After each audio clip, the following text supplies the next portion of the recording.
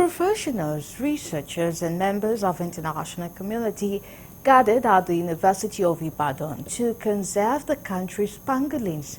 Pangolins, also known as scaly ant-eaters, are the only mammals wholly covered in scales, and they use the scales to protect themselves from predators in the wild. If under threat, a pangolin will immediately curl into a tight ball and will use their sharp scale tails to defend themselves. This year's themed Unity for the Conservation of Pangolins, working to keep pangolins in the wild, observed yearly in February, is hosted by Pangolin Conservation Guild Nigeria Professor Olajumoke Morenikeji. The chairman of the Pcgn said the aim is to raise awareness about the challenges faced by pangolins and the efforts being made to protect them from extinction.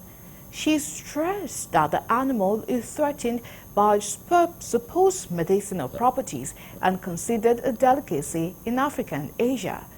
Zakariya Yaduma, Director General of the Forestry Institute of Nigeria, in his keynote address, represented by Professor Kehinde Solomon, said that as a scientific authority on wildlife conservation in the country, they will see to the continued protection and conservation of the pangolins and other endangered wildlife.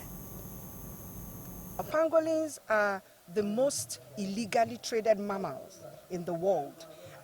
They are going extinct if care is not taken. They can only be found on 2 continents. They can be found in Asia, they can be found in Africa. Now, the ones in Asia are critically endangered, so we have a lot of cutting away of the pangolins in Nigeria. The pangolins in Nigeria are just 4 species. In fact, we only see 3 right now. We see that every time we hear in the news that a lot of pangolin scales are being taken away from Nigeria. Pangolin helps eat a lot of insects, and in a way, protecting the crops that you have planted.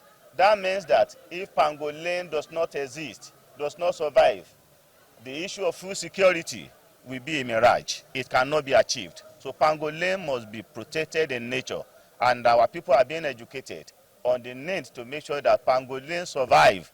And generally, we are trying to advocate that animals must be protected. They have their right in their natural environment, and they should not be maltreated. We were in Ebe, we conducted trainings that involved the bushmeat sellers, hunters, and youth, community members, and traditional rulers and religious rulers as well, just to make them know that they are also supposed to be involved in conservation.